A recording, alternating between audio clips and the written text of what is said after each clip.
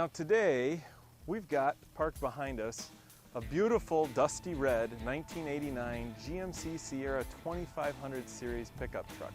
Now, that's not really what we're here to talk about today, but this truck is relevant to us for a number of reasons. We're going to be looking at and driving today a 2015 Chevrolet Tahoe LT. Now, the reason this truck is significant is that the original Chevrolet Tahoe was based on this platform. General Motors introduced the K-Blazer in '92 off of this platform, which eventually became the Tahoe. The four-door Tahoe was introduced in 1995. That Tahoe was based on the same platform as this pickup truck. When this rusty pickup truck was shiny and new, General Motors had gone to great lengths to make it more fuel efficient, more aerodynamic. And that's where we really feel this 2015 Tahoe could take some lessons from its old school brother. When GM introduced these trucks, they began to slope the hood line down. They began to make it more aerodynamic. And though this truck has the old school sealed beam headlamps, the whole rounded shape of the truck, the flush glass, the flush door frames, everything was intended to make the trucks more aerodynamic and more fuel efficient. Fast forward to 1994, and Dodge did something to change all of that. They came out with the semi-styled, big rig Ram pickup. From then on, everybody was trying to play catch up to Ram and make their trucks look more like semis rather than make them more aerodynamic, make them more fuel efficient. That's where we get to the 2015 Tahoe. General Motors is going to great lengths now to make this vehicle more aerodynamic. You will see that the lower fascia comes way down even on this four-wheel drive model. It's a flexible fascia, but they've gone to great lengths to make it more aerodynamic. You will see the lower fascia here is all blocked off, preventing any air from going in that doesn't need to be in there. The luggage rack has been streamlined. The crossbars are now optional. So you just have this nice slick piece of rail for aerodynamics. The rear spoiler here is also for aerodynamics, and they have now tucked the rear window wiper up above into that panel, whereas before it was stuck out on the rear of the hatch. Where we think that this truck could take some lessons from the 88 and 89 GM pickup trucks is at the hood line. That is the most significant thing that we believe truck makers are doing wrong today, and it's not just limited to General Motors. Look at how much taller this hood is than the Sierra. The Sierra's hood, again, slopes down and is trying to be more aerodynamic. Remember, this Sierra is a 2500 series pickup. This is only a 1500 series Tahoe. They don't make 2500 series Tahoes. And look at how much taller and how much more blunt the front end is. So GM has decided to stick with some of the old school styling cues for Chevrolet. The divided grille top to bottom with the big gold Chevy bow tie in the middle, that's traditional. But one of the things that just has, I think, caught everybody a little off guard with this is this funky little turn signal down here that just makes it look like it has jumbo eyelashes or something. It's not very masculine looking, and it's not overly attractive. You'll also notice the 20-inch rims. Those things are huge, maybe not by today's standards, but they're still very large. The 20-inch rims are optional, 18 inches standard, the spare is a 17-inch. We blame Dodge on this as well. As you may recall, back in 2002, the Ram came out with some very large rims and started this trend that we really find unnecessary and not necessarily overly attractive either. Another one of the funky styling cues here is GM has returned to a quarter window on the rear glass. Tahoes and Suburbans have not had a quarter glass like that since 1991. We find it very busy in here and really wish they'd clean that up a little bit. One of the sad things for us is that the tailgate is a hatch. This has been the case for quite some time on the Tahoe and Suburban, but if you can remember back in the 90s, General Motors offered panel doors on the Tahoe. It did have a bar down the middle, but it was very easy to use for tall people like myself. These power-operated hatches are all the rage these days, but for someone like myself, who is 6'3", it's a bit like playing limbo. Now, we have the folding rear seats. This is kind of a gimmick, but in theory it works well.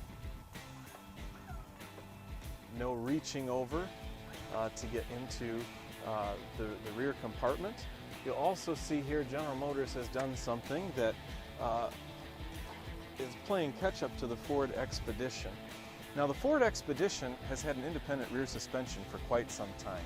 While that aids in the ride of the truck, GM has stuck with a live rear axle.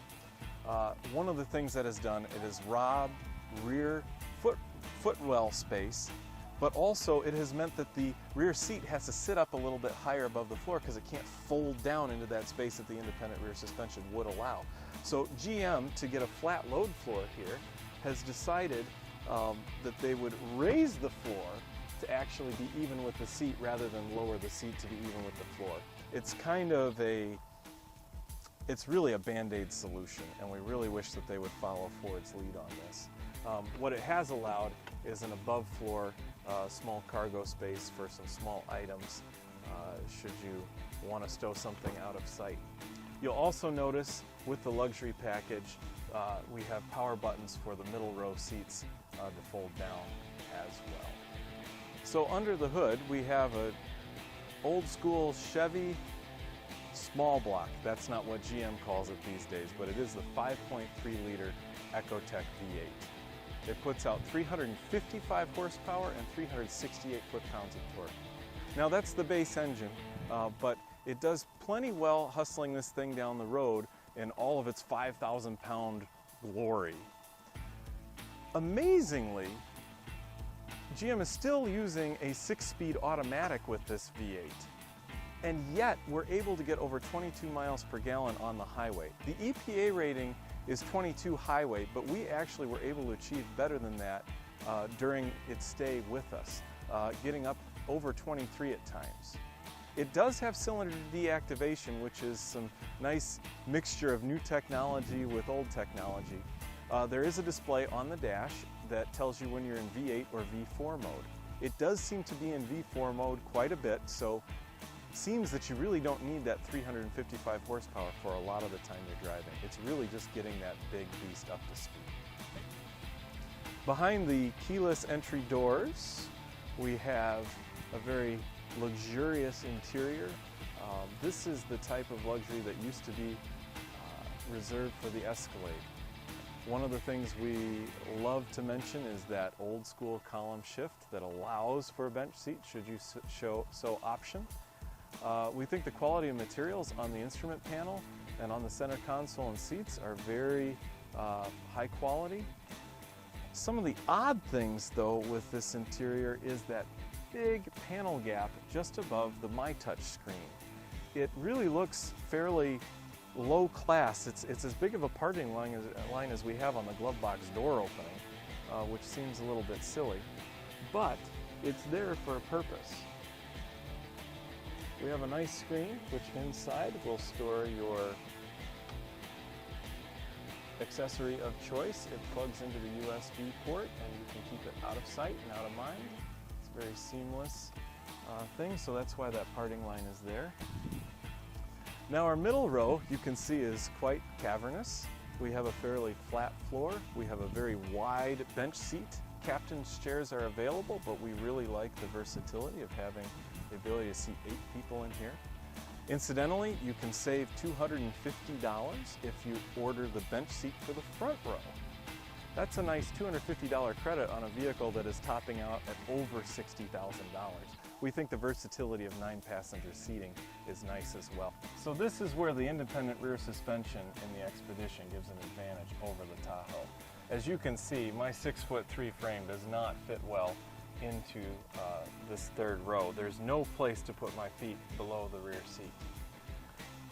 If you're gonna buy a Chevy, and use the third row for adults, you better upgrade to the Suburban because this just does not have enough room. But for children, this will get by. If we didn't know better, we would think that this thing could be branded as a Buick, but Buick doesn't really delve into this territory. The Tahoe and Yukon and Suburban and Yukon XL have all really taken over that cushy highway cruiser role from the traditional old Buick Roadmaster that Buick is really trying to distance itself from these days. It's interesting that the purpose of the truck now is highway driving, towing, that sort of thing, because the Tahoe and its sister Suburban are built in the Arlington, Texas assembly plant, which incidentally is the same place where the Chevy Caprice, Buick Roadmaster, and Cadillac Fleetwood used to be built. They stopped building those cars because of demand for Tahoes and Yukons. So the Tahoe and the Suburban may not cover the same volume of sales that they used to. The family vehicle has really given way to the crossover, such as the Chevy Traverse.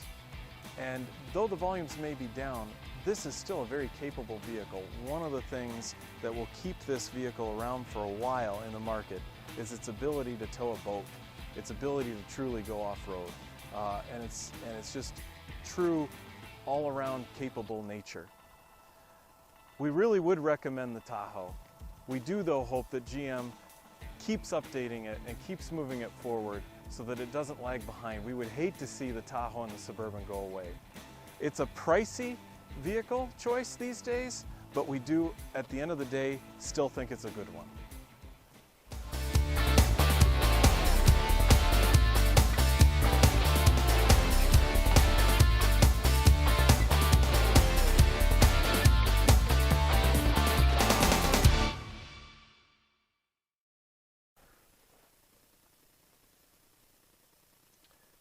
Has push button start.